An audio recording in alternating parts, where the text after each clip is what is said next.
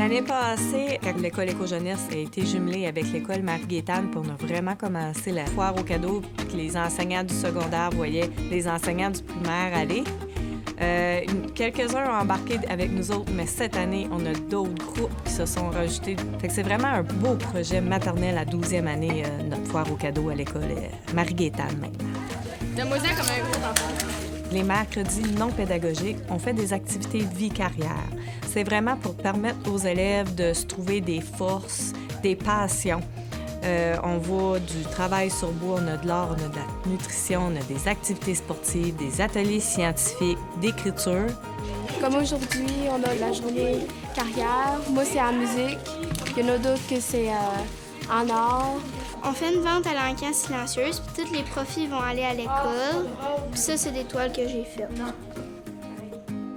L'importance de développer les compétences chez nos élèves, c'est la grosse mission qu'on s'est donnée aussi à l'école Marie-Gaétane cette année, pour leur permettre d'affronter la vie de maintenant. Vivante est un projet entrepreneurial que j'ai créé en collaboration avec mes collègues. Le but, c'est de développer la créativité, le leadership, l'autonomie chez nos élèves. C'est de développer des élèves qui sont débrouillards et qui ont la confiance de foncer face à une problématique. On s'est comme lancé de là-dedans sans trop savoir quoi faire, puis avec les années, on s'est vraiment perfectionné. Alors, le P veut dire projet, le E veut dire entrepreneurial, le V veut dire voyage, le 8 veut dire 8e année et le M veut dire Montréal. Alors, à la fin de l'année, on fait un voyage à Montréal et ça, c'est une des raisons pourquoi on fait toutes nos micro-entreprises. On a sorti une liste de résultats d'apprentissage de tous nos cours, puis voir comment on pouvait avoir l'interdisciplinarité entre nos différents résultats d'apprentissage et créer un cours d'entrepreneuriat avec ça.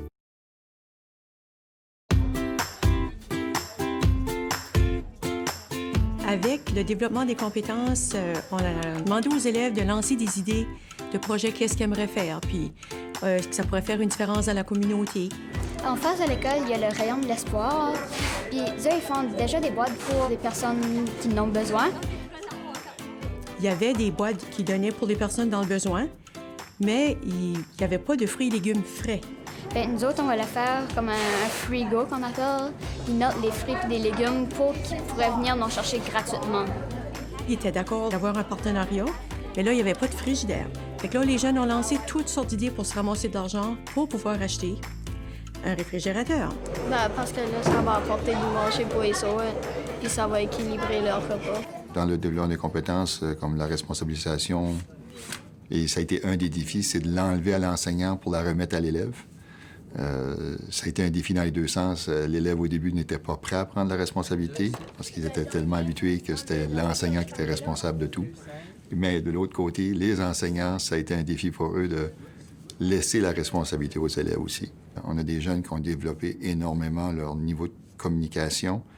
Moi, j'étais en train d'écrire la lettre au conseil municipal pour avoir du matériel puis de l'argent pour faire des panneaux puis des affiches genre de kilométrage pour mettre dans la piste cyclable. Il manquerait comme des petites choses pour la rendre encore plus accueillante. Puis là, on va regarder ça, comment on pourrait faire pour l'améliorer. Puis là, on a eu cette idée-là de graver des pensées positives.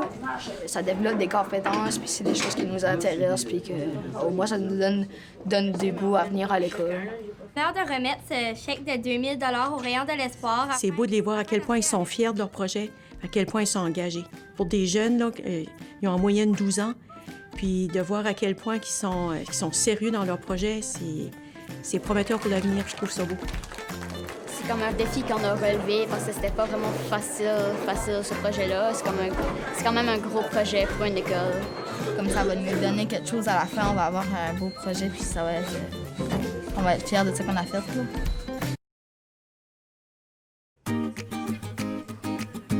Éco-Bloc, ce projet-là, ça a été complètement initié par un élève qui m'est arrivé avec une idée. J'ai écouté des vidéos puis ça, puis j'ai vu un gars qui recyclait son papier même chez eux. J'ai amené l'idée à ma prof, c'est que Mme Rachel. J'ai demandé si ça serait une bonne idée, c'est qu'on pourrait faire ça comme projet. C'est même une bûche qu'on peut placer dans la voiture, puis s'en aller en camping. Fait que ça va faire un produit qui peut rester entreposé. On a fait un petit peu de recherche sur qu'est-ce qu'étaient les méthodes de produire des blocs de papier. Quand le projet des éco-blocs a commencé, il n'y avait pas de façon de recycler le papier. C'était tout enfoui. Les élèves, c'était important pour eux au moins de passer le papier de l'école. Les élèves ont proposé un plan de presse à la classe de soudure, à l'enseignant de soudure. On a pu avoir enfin les fonds pour les matériaux de construction pour construire la presse à papier. Lorsqu'ils nous ont présenté ça, on a dit non, il faut qu'on soit là, il faut qu'on fasse partie de cette belle aventure-là. C'est eux qui ont pensé au mécanisme. On essaie toujours de s'associer à des initiatives qui ont les mêmes valeurs qu'UNI. Je pense que Place aux compétences, on n'a pas manqué notre coup là. En voyant ce que les jeunes font là. Puis on s'aperçoit aussi là, que dès leur plus jeune âge, ils vont chercher la formation au niveau du développement durable, de l'économie circulaire. Puis pas juste de l'information et de la formation, ils la mettent en pratique. On voit ces choses-là, c'est incroyable. En tout cas, je pense que notre avenir est entre bonnes mains.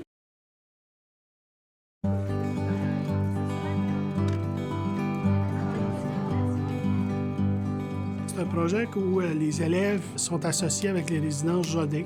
On sait que les résidents, ils vivent de la solitude beaucoup, puis l'ennui. Ce qu'on a voulu faire, c'est de créer des activités pour les résidents. Donc, c'est les jeunes qui préparent les activités, puis par la suite, ces activités-là sont présentées dans les résidences Jodin comme telles, là, à différents temps dans l'année. C'est amusant, ça nous permet de connecter avec les personnes âgées. Puis il y a de l'amitié qui se forme entre les personnes puis les élèves. Ils sont vraiment contents quand on est là, puis on peut lui tenir la main puis dire des beaux mots. C'est fun, ça.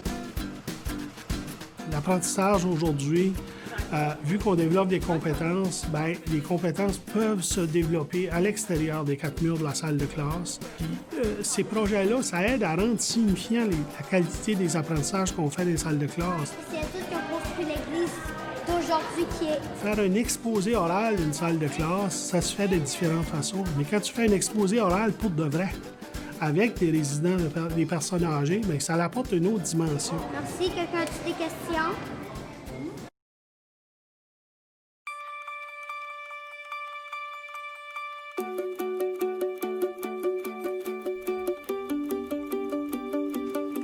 Ça a commencé 5 ans passés.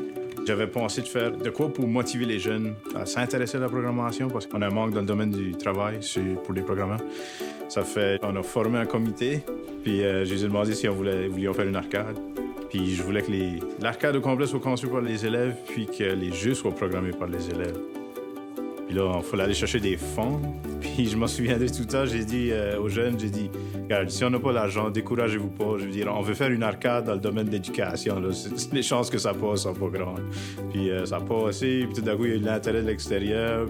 Ils ont tout excité de notre projet, puis ils nous ont donné les fonds, puis on a décollé de là. On a voté pour le nom Auditech cette année-là. Ça a changé, ça. Samuel, c'était le 3e président d'Auditech, puis il a travaillé fort sur la construction de l'arcade, surtout sur la construction physique. Tu as fait beaucoup de charpente dessus. De là, j'ai devenu assez investi dans le comité que j'ai pas mal devenu président vite. Il était toujours là, il savait quoi faire, il connaissait, puis il pouvait dire aux élèves, tu sais, comme, on a besoin de ça, est-ce que tu peux faire ça pour nous autres? Puis après ça, il a commencé en programmation, puis il a adoré ça. L'objectif numéro 1, c'est de créer quelque chose. Puis l'apprentissage va venir en arrière. Tu n'as pas le choix d'apprendre pour créer quelque chose. Puis je les guide dans ça, je connais pas tout, mais je les guide dans ça le plus que je peux. Puis honnêtement, on apprend des choses ensemble. Puis autant qu'ils peuvent réaliser quelque chose afin qu'ils soient fiers d'eux, selon moi, il a appris quelque chose qui va durer plus longtemps qu'un paquet de théories d'un semestre qui va se rappeler de 10 %. Selon moi, ça fait une grosse différence. Là.